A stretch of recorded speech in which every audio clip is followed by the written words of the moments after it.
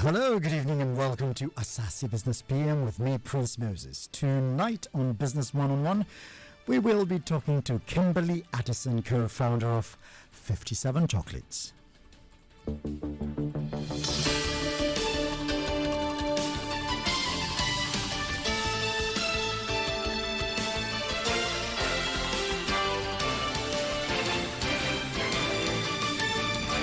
Business PM is proudly brought to you by Ghana Exim Bank, facilitating Ghana's international trade.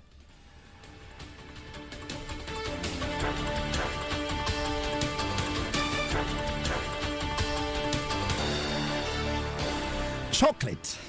What do you think about when you hear this word? For me, it's many things. It evokes memories of confectionery shops, chocolate bars, hot chocolate drinks, in short, goodness, and a lot of it. But long ago, the word chocolate referred strictly to a bitter, thick beverage without sugar. Today, many people attach sweetness to chocolate. And true, most of us know that chocolate has high sugar and saturated fat content, some of them actually, and they come in varieties such as milk chocolate, white chocolate, or dark chocolate to choose from, depending on your preference. But there is cococeuticals, which aren't about catering for your sweet tooth. In fact, studies show that chocolate offers more health benefits, from improving blood flow and lowering blood pressure to reducing the risk of heart disease, to improving brain function, to lowering cholesterol levels, to protecting your skin from the sun, and so on and so on and so forth and so very forth. And so we have another reason to consume chocolate, aside from the fact that they are such a delicacy. But remember, everything in moderation. Now, the main ingredient for making chocolate is cocoa, and cocoa is mostly grown in Africa and Latin America, and recently Southeast Asia, with the bulk of the world's production, that is some 75% coming from Africa. And so, would you think that we get to control the chocolate making business like the Southeast Asians who control the oil palm industry do? No. It is controlled by countries who do not produce a single bone of chocolate. Cocoa, that is, as it were. And this is why 57 Chocolate here. We're interviewing Kimberly Addison. That is why her company matters. To add value to the cocoa bean and the cocoa farmer on a local scale. They are also here to inspire young Ghanaians, but most particularly people who are out of university, who understand entrepreneurship, or people who are not actually, to use their minds and creative geniuses to transform these resources by creating and manufacturing made in Ghana products of premium value. Because you know what? Our cocoa is premium cocoa. The only premium cocoa in the world is from Ghana. Good evening, Kimberly. How are you? Good evening. I'm doing well, thank you. Wonderful. We'll be back.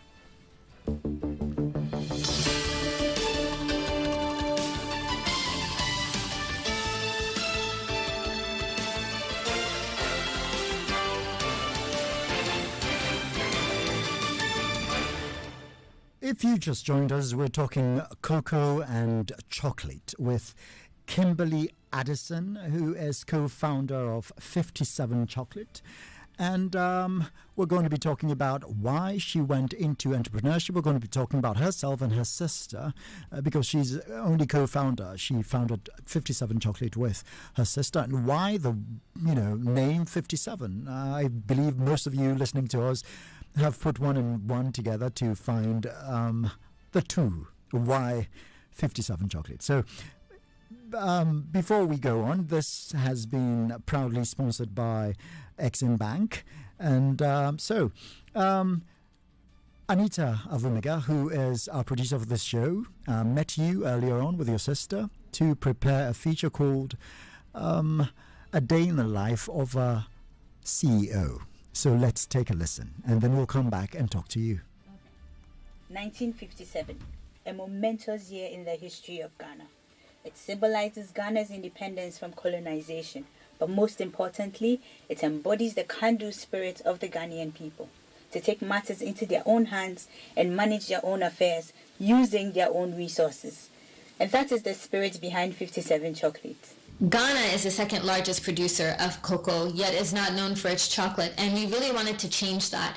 We believe that Ghana, being a producer of cocoa, should also be a manufacturer of chocolate.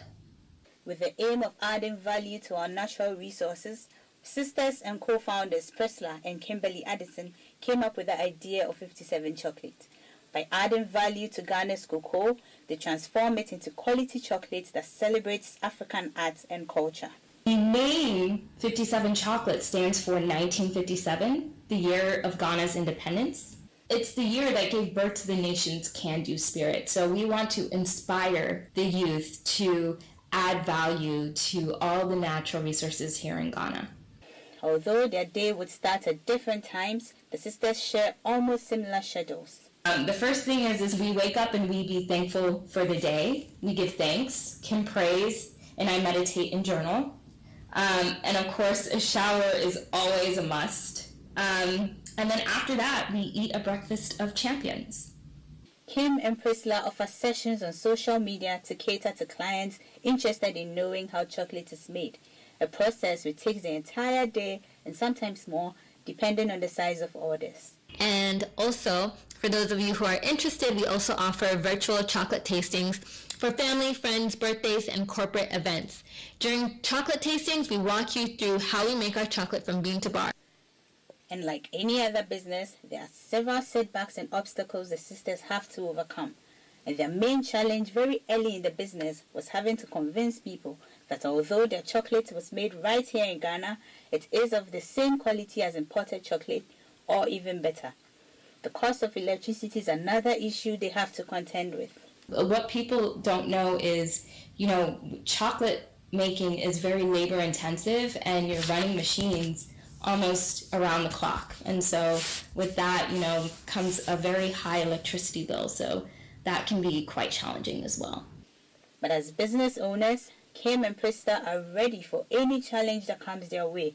One thing that makes it easy to keep going is the amazing feedback we get from our customers via social media, on Instagram, Twitter, Facebook. You can tell that people really, really, truly believe in what we're doing. They believe in our mission and they believe in our story. And that really drives us to, keep making and creating high quality goods. Priscilla and Kim aim to bring manufacturing back to Ghana, to inspire the youth to add value to our own resources and not rely on imported goods for all their needs. And so, if you're looking to get healthy, good quality chocolate, you should consider 57 Chocolate, because you are assured of chocolate that is handmade in small batches. It's rich in cocoa, and it's made without any artificial flavors or colors or preservatives. And as part of the process of ensuring that our chocolate is of high quality, cocoa is always the first and main ingredient in our darkened milk chocolates, as opposed to sugar, which is listed first in many other brands.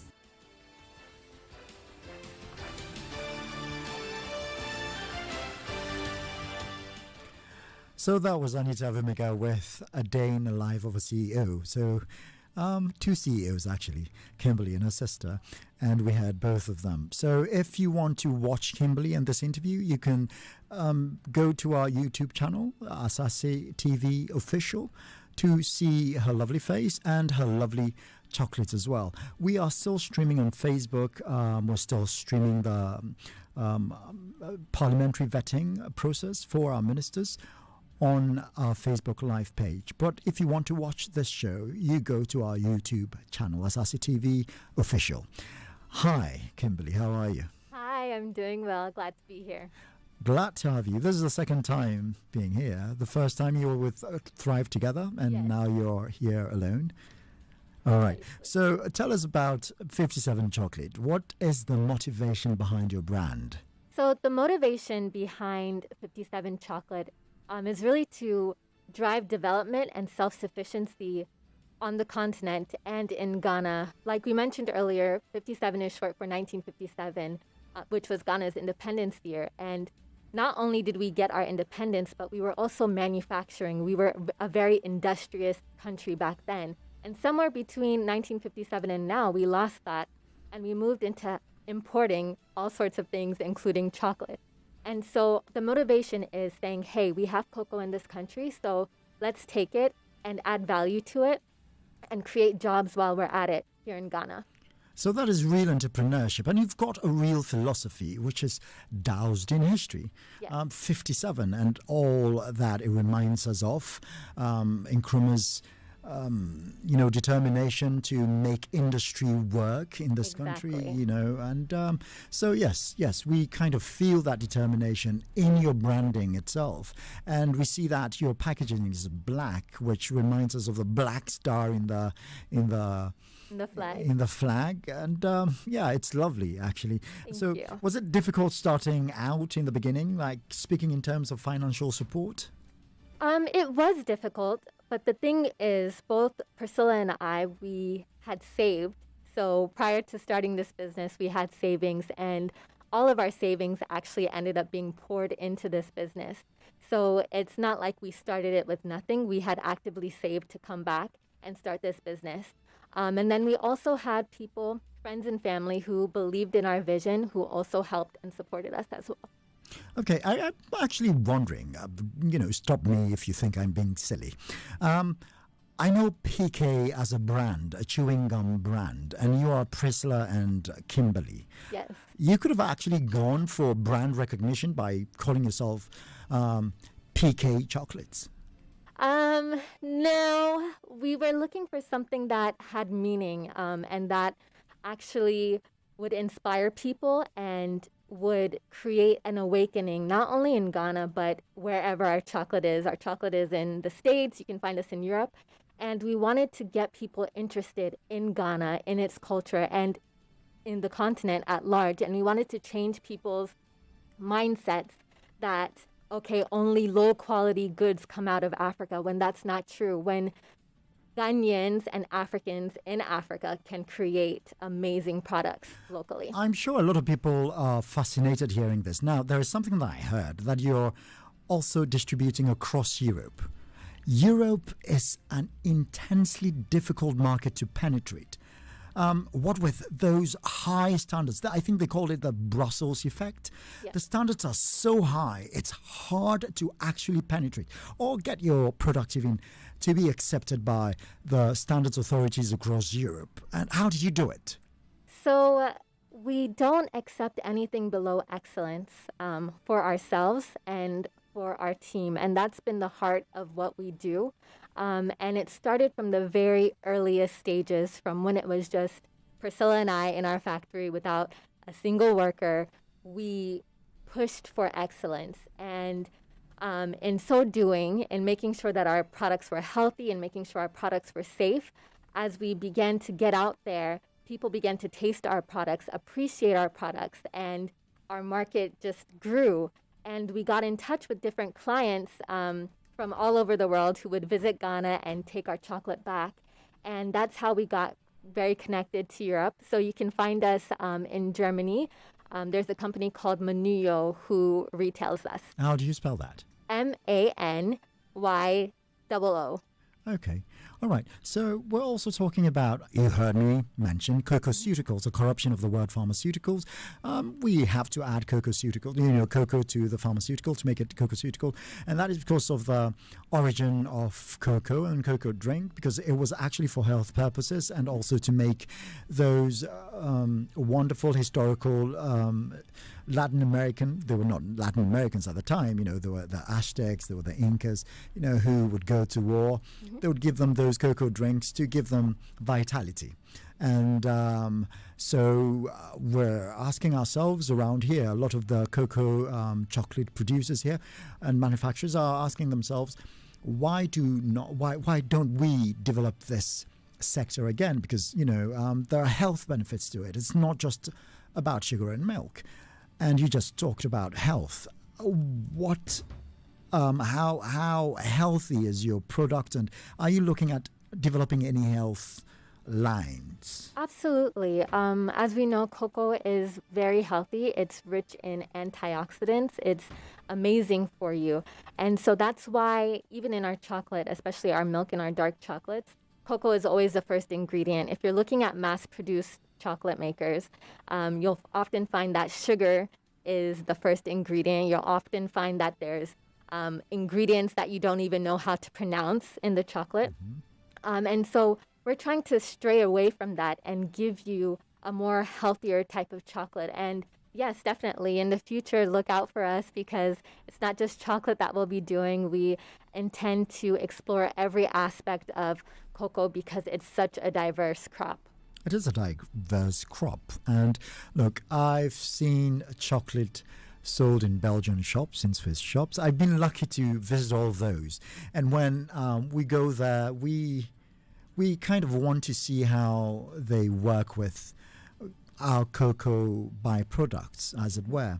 Look, there is this producer over here, actually our producer here, whose name is Solomte, who wrote an article, an incredibly powerful article on how chocolate, which is derived, I believe, from, not I believe, of course, from cocoa, and how it was, the cocoa arrived in Germany. It was manufactured into chocolate, and then it found its way into Switzerland, and someone bought it and posted it to Italy, from where he sent it back to a Ghanaian, Solomon the journey of cocoa and chocolate, and how some people have put value on it and developed these economies. Look, in Africa, in West Africa in particular, I mean, we only rake in, I think, 5% of cocoa chocolate revenue, most of it going to Western countries. And when you look at Southeast Asia,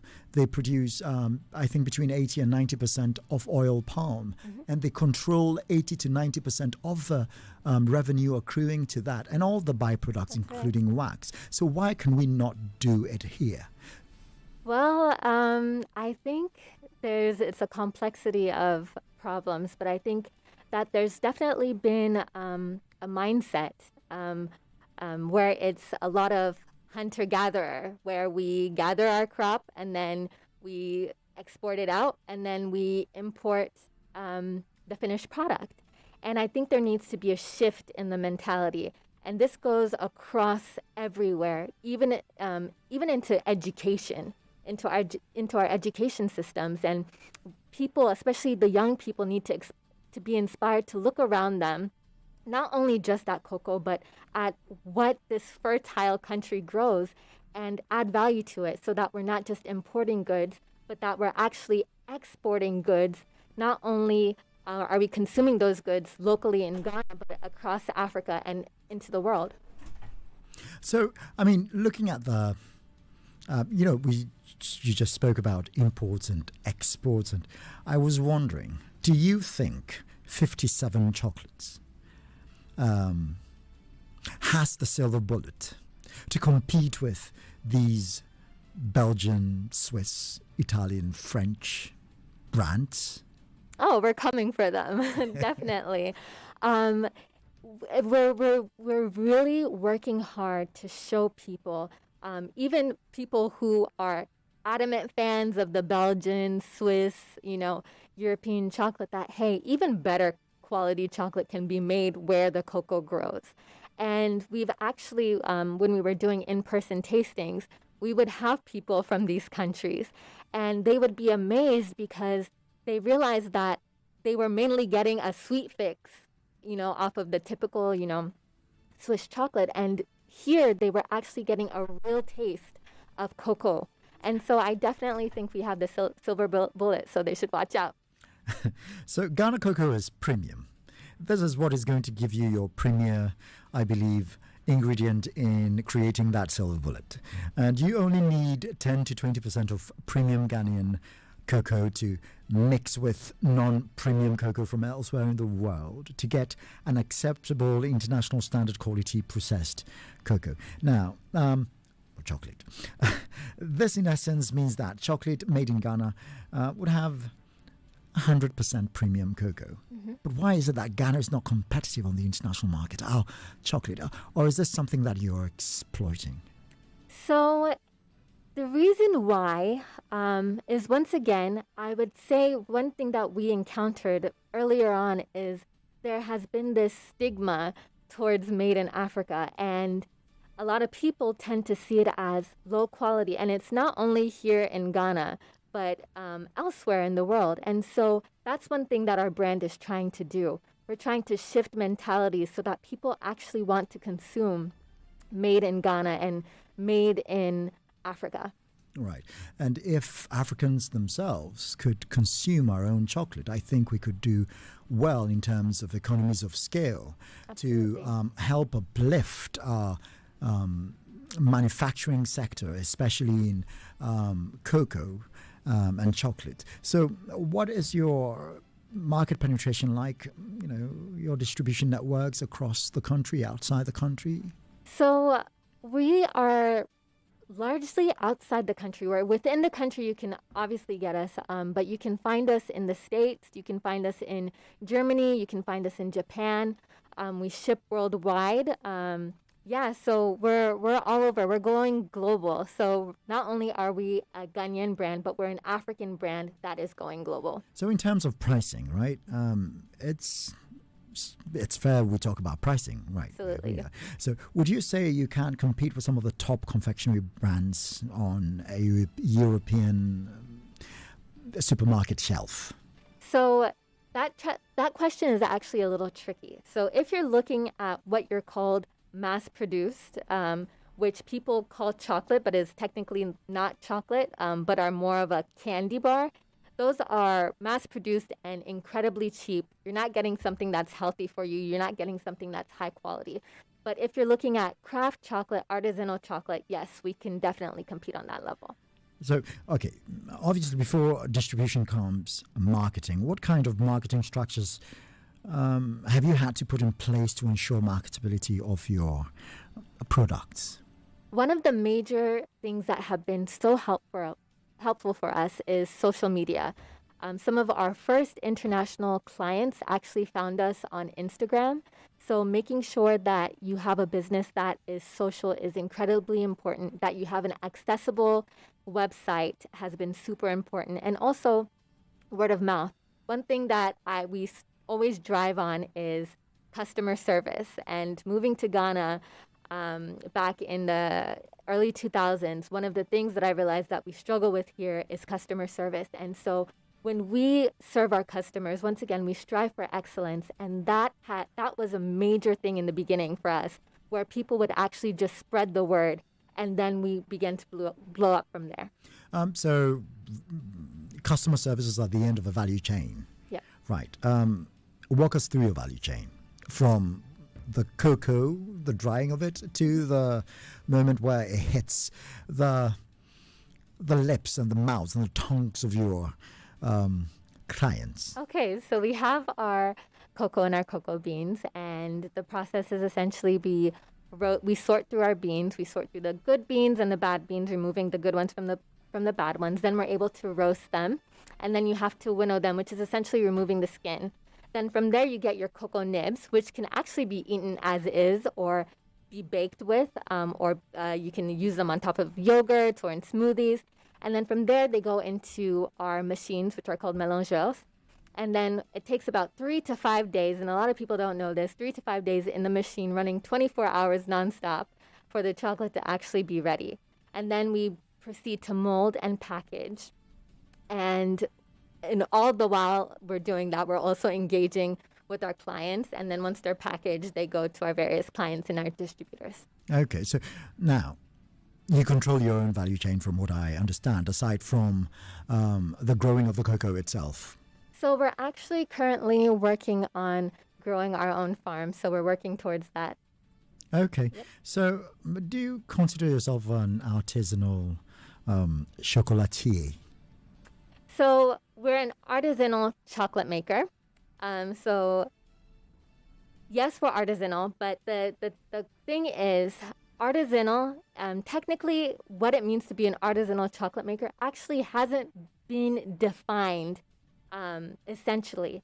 And so our definition of it is we make chocolate in small batches.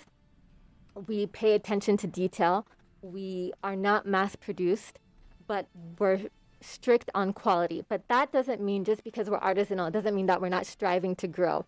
We still want to have the small batches which help us to control the quality, but also we're striving to grow our business. So to grow it to a level where you can mass produce in commercial quantities. So yes, larger quantities, but not mass produced. Okay.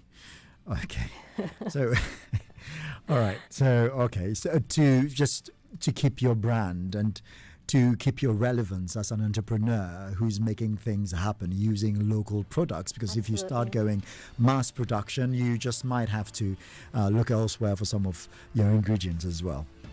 Yes, but the main thing about mass-produced chocolate is you then begin to lose a certain level of quality, because then you start mixing beans with different type of beans. Then you start, even cutting corners. So we want to grow and grow to a large scale, but we're still going to maintain that artisanal feel, that artisanal excellence, that quality. Let me squeeze in a last word, a last question actually, and you can do the last word.